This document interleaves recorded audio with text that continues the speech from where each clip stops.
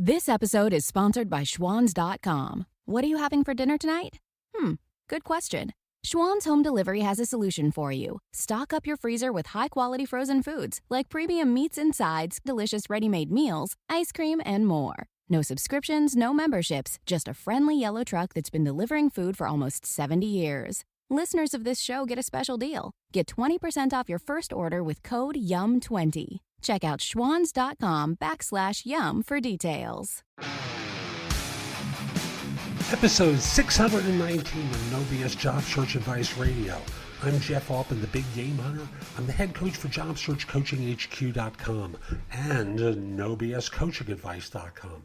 And welcome to a question that is asked on so many interviews, especially if you're less experienced. So, what are your weaknesses? Tell us, I tell you, tell us. We want to know your weaknesses.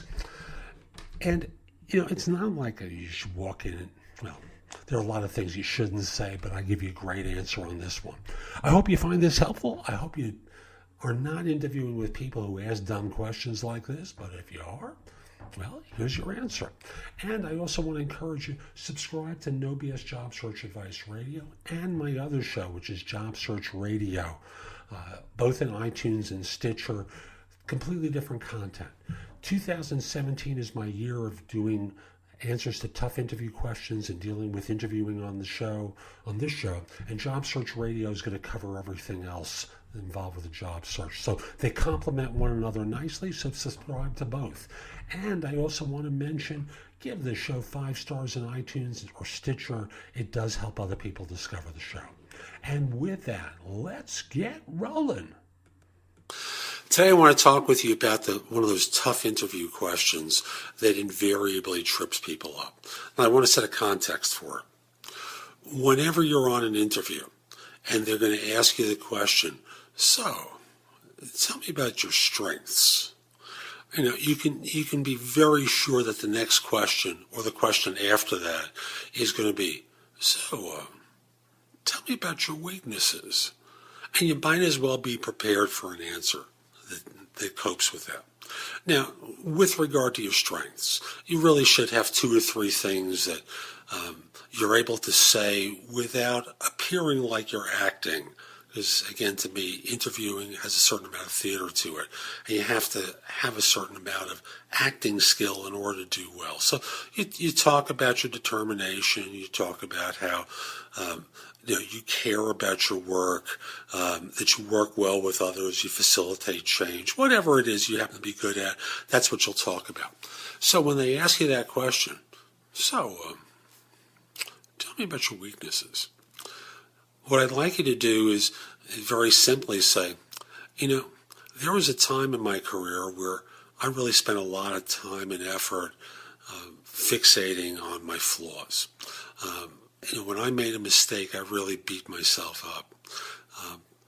I would read books. I'd try to get better. I'd ask for advice. I'd sit in meetings, try to learn from people who are more experienced than I in that area.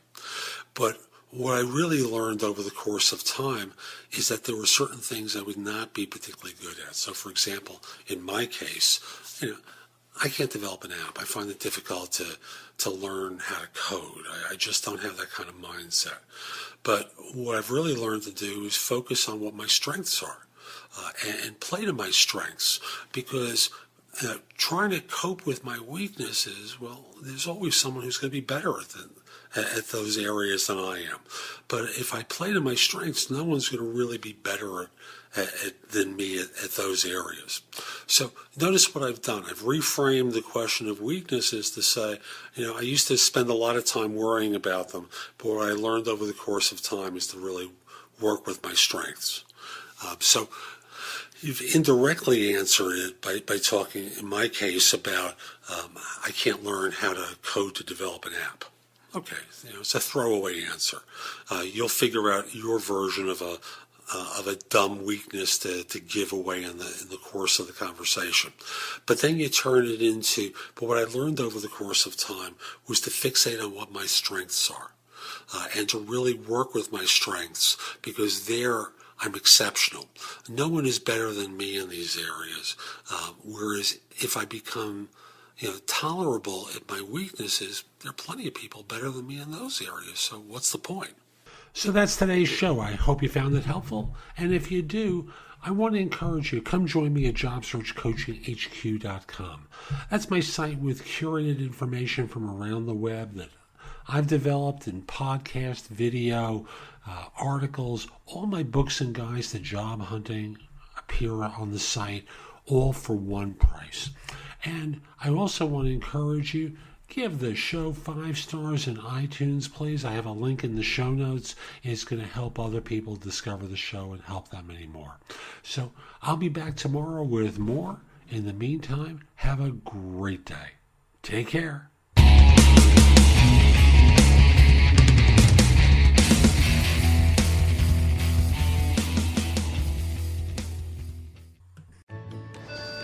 When you're ready to ride Metro, we want you to know we're ready for you. Here are just a few of the people at Metro to tell you how we're doing our part to keep riders safe.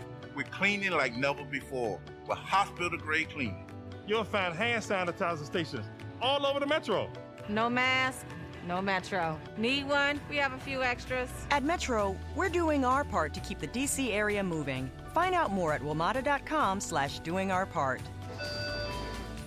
Dunkin' is here to keep you running with a much-needed taste of normal. To work, home, or work from home, with the coffee you like just the way you like it. Whether that's a small hot black coffee, your daily 2 p.m. latte, or a bacon, egg, and cheese croissant and a medium iced coffee with oat milk, 1 sugar, 2 pumps of caramel, 1 pump hazelnut, a swirl of French vanilla, and a shot of espresso.